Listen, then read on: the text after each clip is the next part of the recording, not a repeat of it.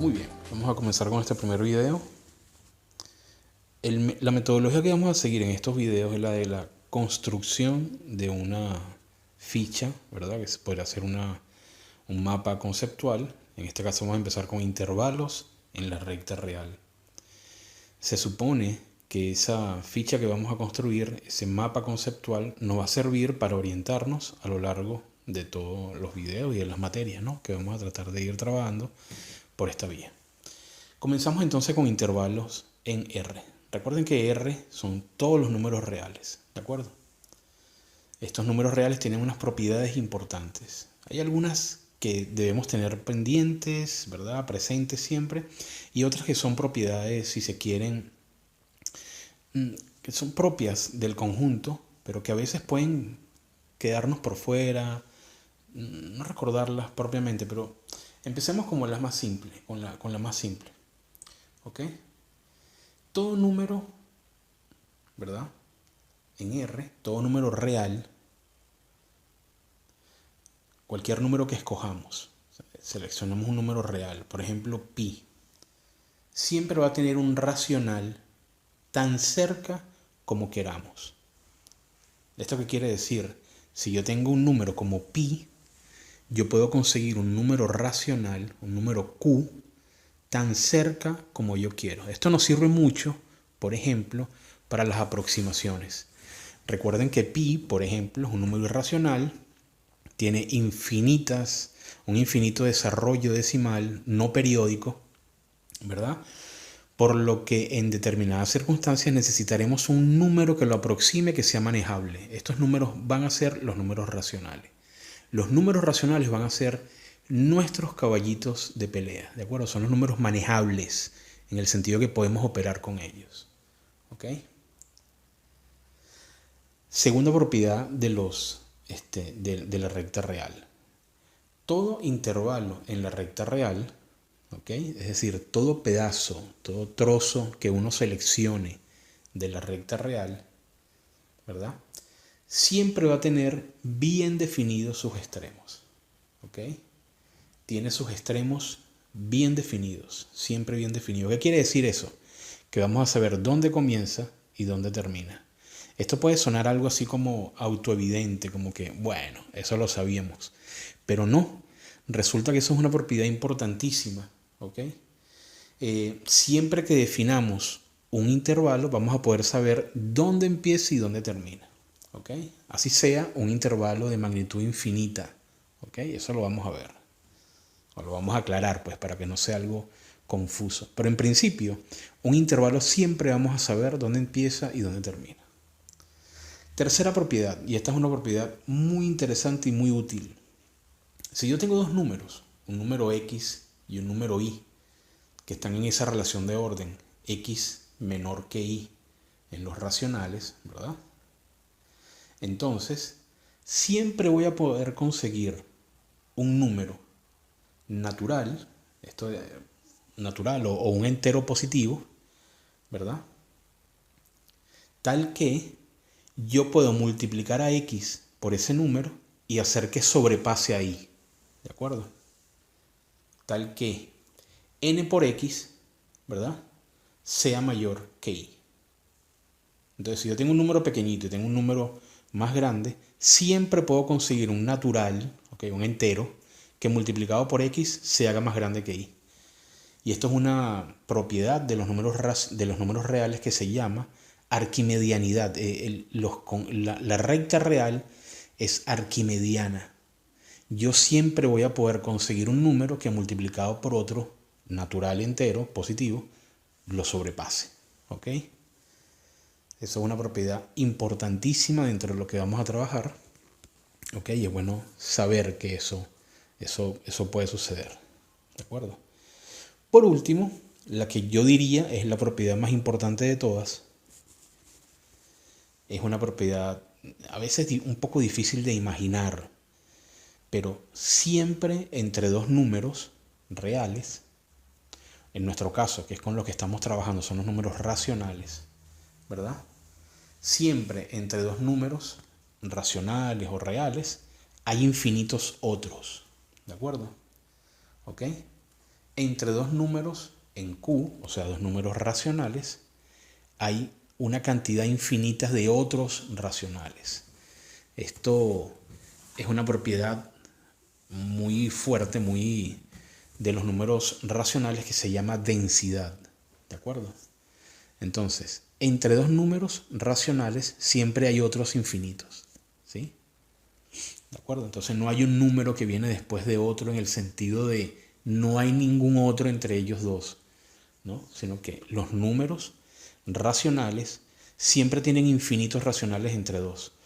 Esto no sucede, por ejemplo, con los enteros. Entonces estas son cuatro propiedades que vamos a ir manejando y que justifican el trabajo que vamos a hacer con los intervalos.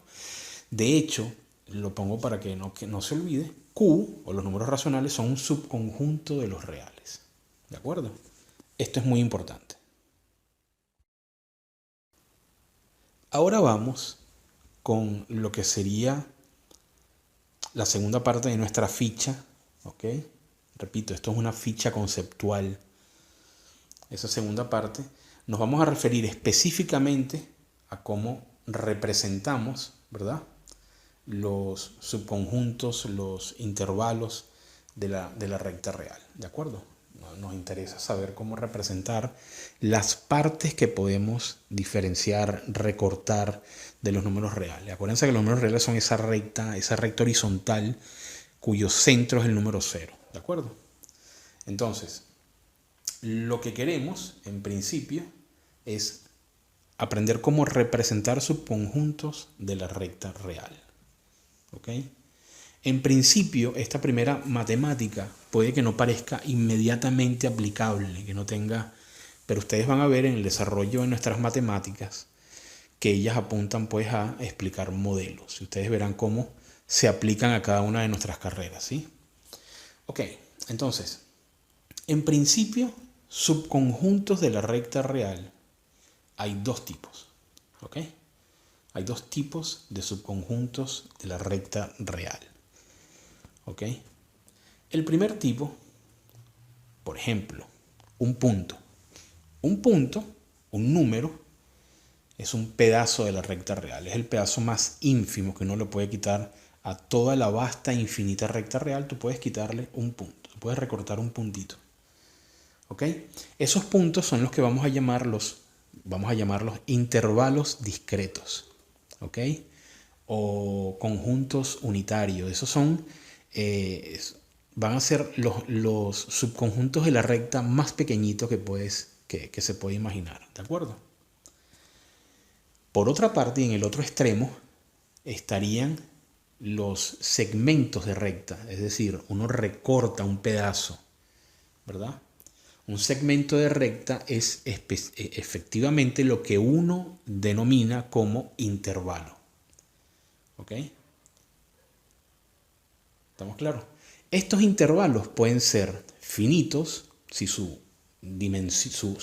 tamaño, vamos a decirlo así, ¿verdad?, es medible con los dedos, o se puede ver dónde empieza y dónde termina, ¿verdad? Es lo que estamos llamando de alguna manera, ¿verdad? Sí, lo que llamaríamos intervalos finitos, se podría decir acotados también. Y por otra parte están los intervalos infinitos, intervalos que pueden no terminar a un extremo y otro, o que tienen un extremo que sea infinito, o otros casos tienen un extremo que sea menos infinito. Estos son intervalos o son subconjuntos de tipo continuo, ¿ok? Entonces, entre estos dos, entre los puntos, que son los más pequeñitos, y los segmentos o pedazos de recta, ¿verdad?, que serían los continuos, tenemos una combinación, ¿verdad?, de varios casos. O sea, puede haber intervalos, subconjuntos de la recta real que combinen puntos con pedazos, ¿ok? Todo eso vamos a trabajar algunos ejemplos. Pero en principio esto sería, ¿verdad?, el tipo de objetos con lo que vamos a trabajar, ¿sí? ¿Ok? Entonces, discretos o continuos, intervalos finitos o infinitos, puntos o segmentos. Eso hay que tenerlo presente. Ahora, ¿qué vamos a hacer a continuación? Vamos a tratar de entender cuáles son las formas de interpretación, de interpretación de estos subconjuntos de la recta. Nosotros podemos representarlos, ¿verdad? Podemos representarlos de varias maneras. ¿Ok? Hay tres maneras básicas de representación. La primera forma de representación es la que llamamos forma de intervalo. ¿Ok? Forma de intervalo. También podría llamarse como forma conjuntista, pero en principio vamos a llamarla forma de intervalo. Y es la forma de representación que usa paréntesis, ¿verdad? Si tenemos un intervalo que tiene, ambos son paréntesis, decimos que es un intervalo abierto. Si ambos son corchetes, ¿verdad? ¿Se acuerdan del corchete como este? Decimos entonces que es un intervalo cerrado, pero puede tener combinaciones, puede ser semiabierto, semicerrado, ¿verdad? Como sea. Inclusive cuando estamos hablando de puntos usamos las llaves. Las llaves, estos símbolos, son para representar intervalos o subconjuntos de la recta que son discretos, ¿de acuerdo? O sea, que son puntitos, numerables y finitos. La segunda forma de representación es la gráfica.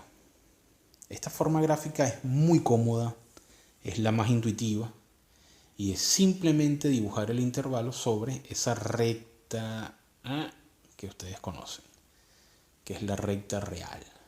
Y en el centro, ¿recuerdan? Está el punto 0. ¿Sí?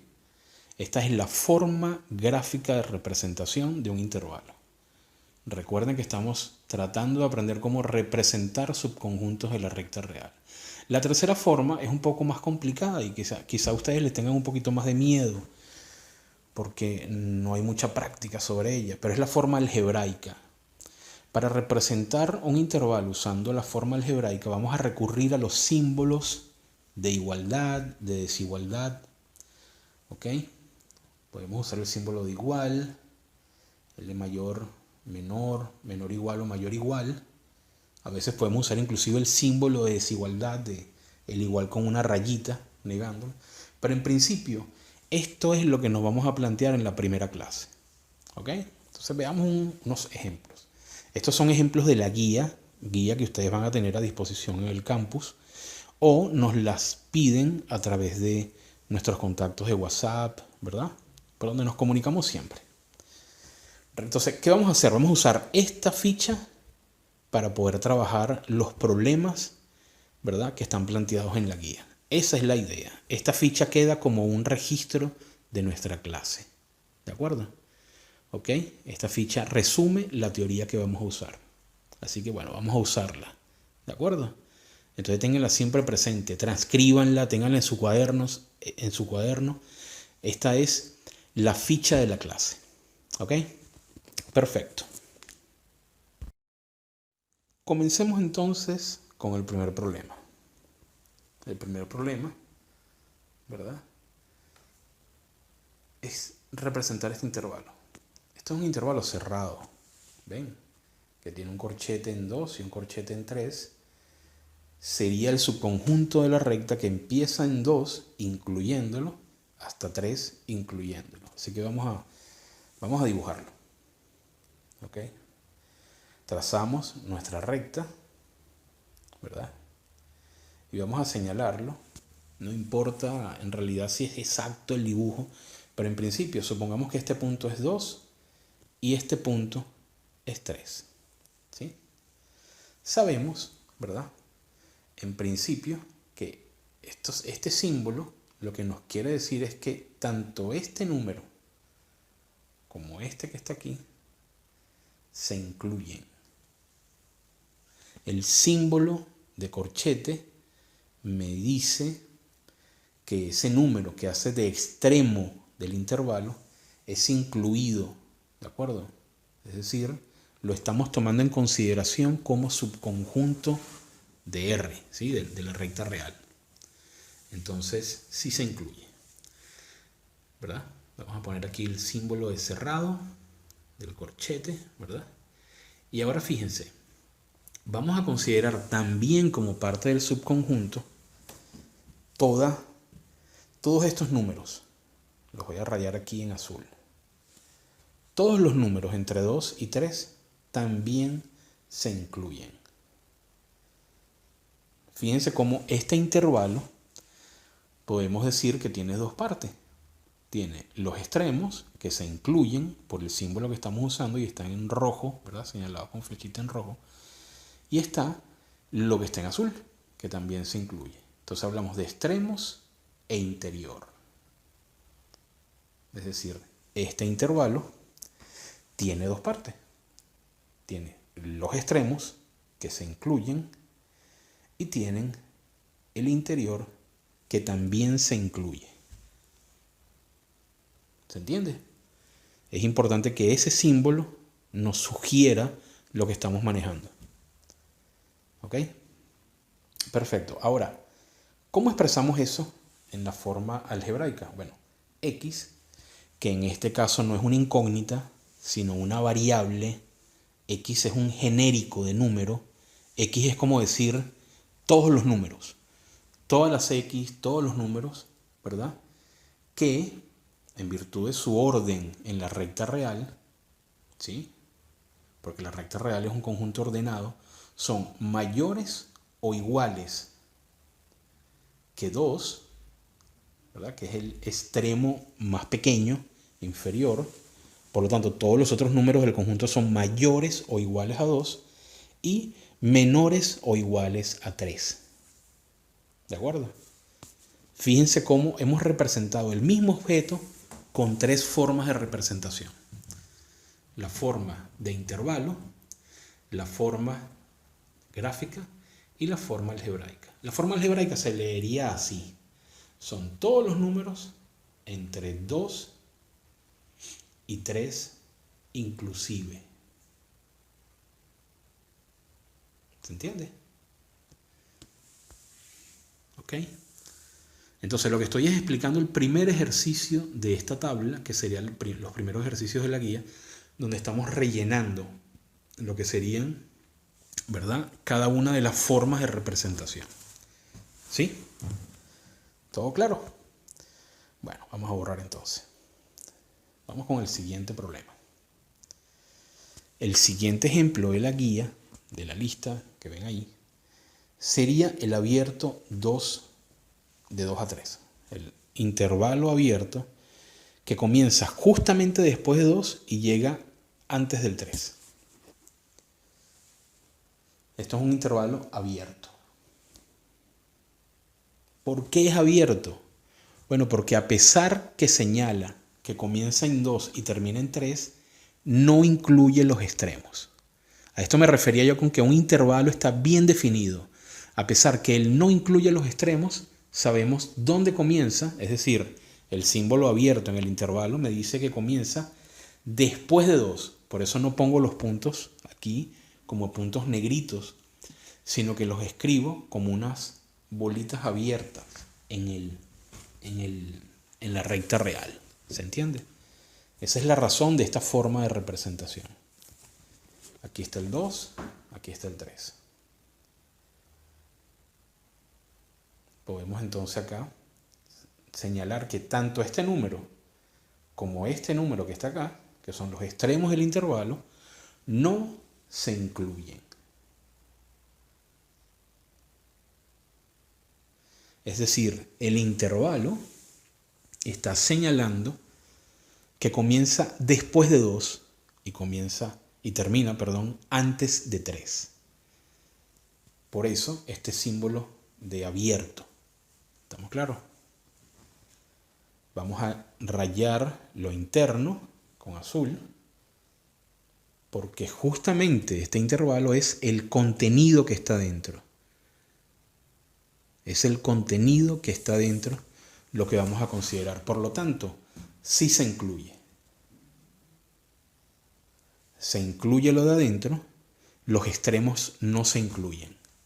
Esta es la peculiaridad de este caso. Fíjense que este intervalo, a diferencia del anterior, no tiene extremos, ¿verdad? O sea, no considera los extremos, pero sí tiene parte interior.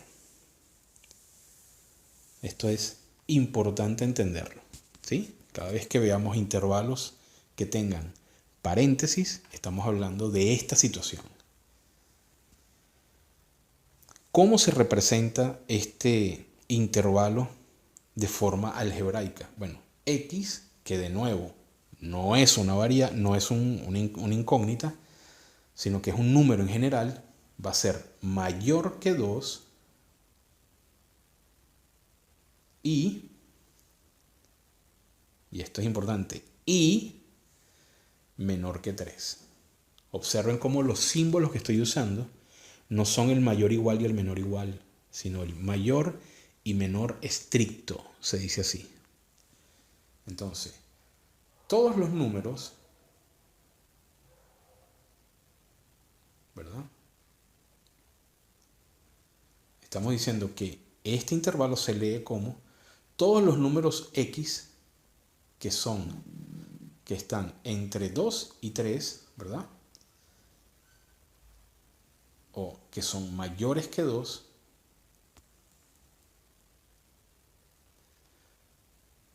y menores que 3. Cuando estamos hablando mayores y menores, no estamos involucrando, no estamos hablando de la igualdad. Estamos hablando de que son mayores y menores estrictos. ¿Ok? Esa es la manera de leer este intervalo. ¿Ok? Perfecto. Muy bien. Entonces, observen bien cómo lo hemos resuelto. ¿Ok? Y vamos a resolver el próximo. ¿Sí?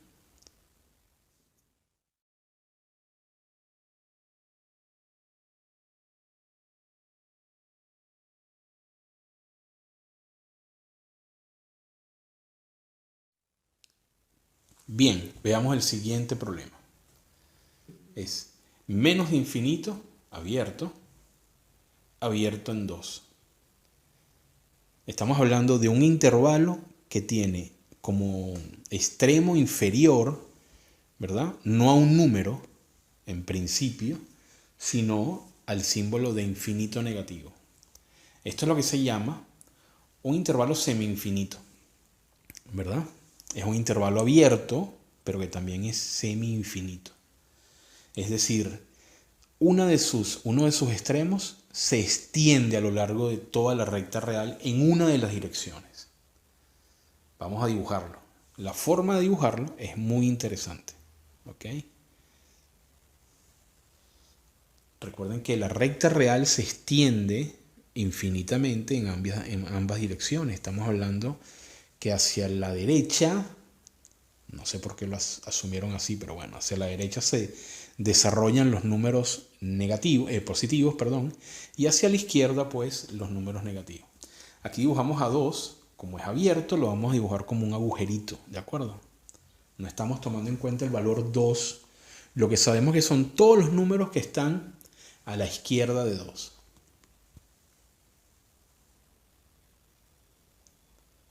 ¿Ok? Entonces, como en 2 es abierto, hago ese símbolo, escribo ese símbolo que está ahí. ¿De acuerdo? Es importante eso saberlo. Bien, ahora voy a rayar todos estos números que estarían de 2 desplegados, ¿verdad? Infinitamente hacia la izquierda.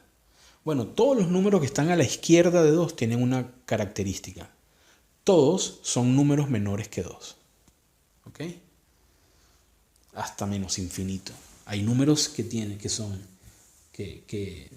extremadamente pequeños, en el sentido de que son negativos y que su magnitud es muy grande, que son menores que 2. Entonces, la manera de representar estos intervalos es simplemente así. Son todos los números menores que 2. Fíjense que, de nuevo, estamos hablando de la relación menor estricto. ¿De acuerdo? Y esta desigualdad se va a leer entonces como todos los números menores que 2. Así es como se representa este intervalo semi-infinito. ¿Ok? No es difícil, si se dan cuenta. En realidad es una manera de representarlo muy coherente. ¿Tiene sentido eso?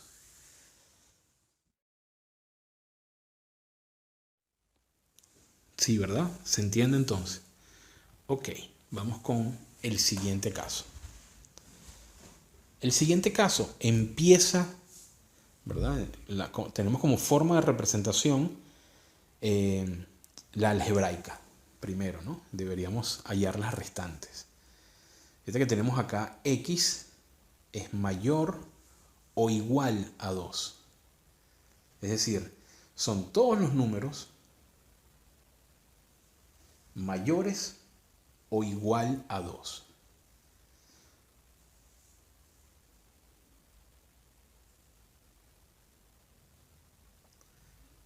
Mayores e iguales a 2, ¿verdad? Ahora, es importante porque en principio también podemos leerlo como de 2, o sea, como son los números que van desde 2 inclusive hasta el infinito. ¿Sí?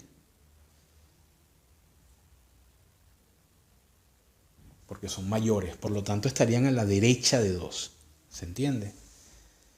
Y como la relación es mayor o igual, lo pongo como un punto. O sea, lo identifico como parte del conjunto. Está incluido, pues.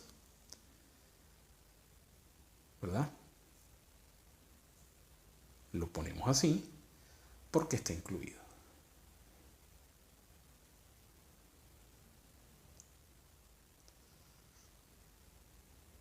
¿Okay? Por eso lo escribo como un punto relleno.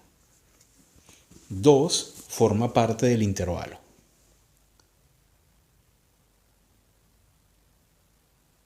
¿Sí? Ahora, por este símbolo, ¿no? Con este símbolo es que estoy escribiéndolo así, de esa forma gráfica. Ahora, ¿qué sucede? Vamos a considerar no los puntos que están a la izquierda, sino los puntos que están a la derecha. Observen que este 2 hace como él pica, ¿verdad? Vamos a dibujarlo mejor. Fíjense como si yo escribo acá, yo pongo acá una línea que separa, yo sé que en este lado van a estar, aquí, van a estar todos los números menores que 2 y de este lado van a estar todos los números mayores que 2. ¿Verdad? 2 está en el medio. ¿Sí? Todos lo ven. Perfecto. Entonces yo me voy a quedar, o sea, el ejercicio me sugiere que vamos a trabajar con este lado. Con el lado derecho, los números que están a la derecha de 2. ¿De acuerdo? Por lo tanto, ellos representan el contenido de mi intervalo. ¿Lo ven? Si bien el extremo es 2 y el otro extremo es infinito positivo, ¿verdad? Pues estaría para la derecha. Es el relleno, es esa parte interna del intervalo la que voy a considerar. Entonces, tanto el punto 2 como todo eso que está ahí rayado en azul se incluye dentro del intervalo. Todo eso se incluye. ¿Ok? Es decir, el extremo inferior y el interior del conjunto forman parte del intervalo. ¿Ok? Perfecto. Está claro, ¿verdad? El dibujo es evidente. ¿Sí? Muy bien. Entonces, tenemos claro que esa sería la representación gráfica, ¿no? Sin tanta letra alrededor, todos esos comentarios los pongo para que lo entiendan. Pero fíjense cómo se escribiría esta notación de intervalo. Sería simplemente cerrado en 2 con corchete, coma, infinito positivo. Hay gente que pone más infinito, yo pongo infinito sin el más, pero sería justamente esa la forma de representación en intervalo. ¿Ok? Así que bueno, vamos para el último ejercicio de los propuestos y así terminamos este primer video. ¿De acuerdo? Muy bien. Ok. Vamos a trabajar entonces con un caso extremo. Cuando decimos que es un caso extremo, lo que quiero decir es que la notación, la manera de escribirlo, puede llegar a ser contradictoria, porque esto es un intervalo raro en realidad. Si yo tengo un intervalo AB, por ejemplo, ¿verdad? Suponte que A y B son cualquier número, ¿sí? Y sucede, ¿no? Como en el caso que estamos viendo, ¿verdad? Fíjense que aquí tenemos un extremo inferior, que es A, ¿verdad? Y vamos a tener un interior del conjunto y el extremo superior, que sería B, ¿verdad? Estamos hablando de dos cosas, extremos e interior, ¿sí?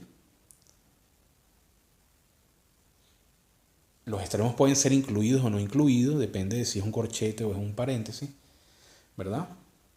Y el interior puede ser finito, si es una medida, si el intervalo tiene un tamaño, ¿verdad?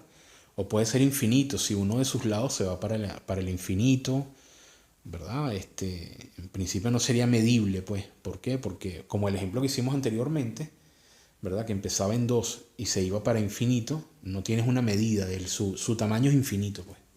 Ahora, ¿qué pasa si los extremos inferior y superior son el mismo?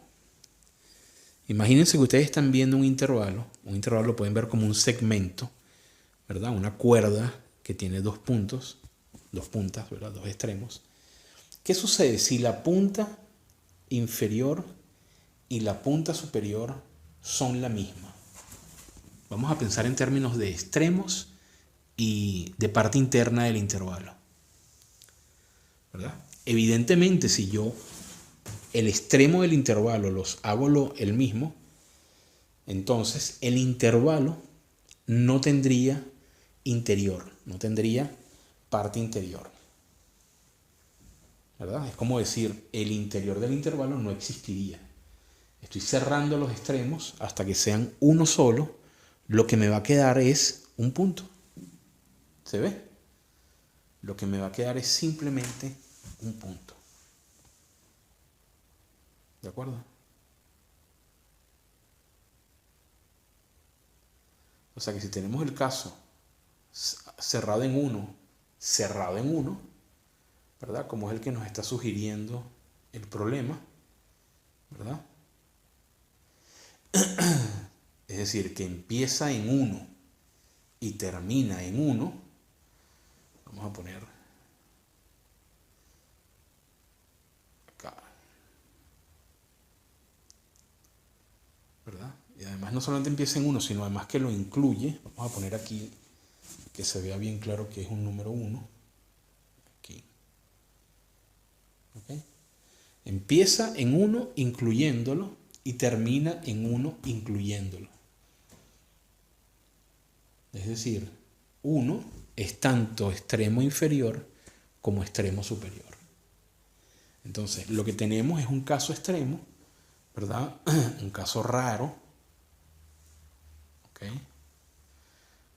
Donde el intervalo termina degenerado en un punto. Y esto es un problema de notación.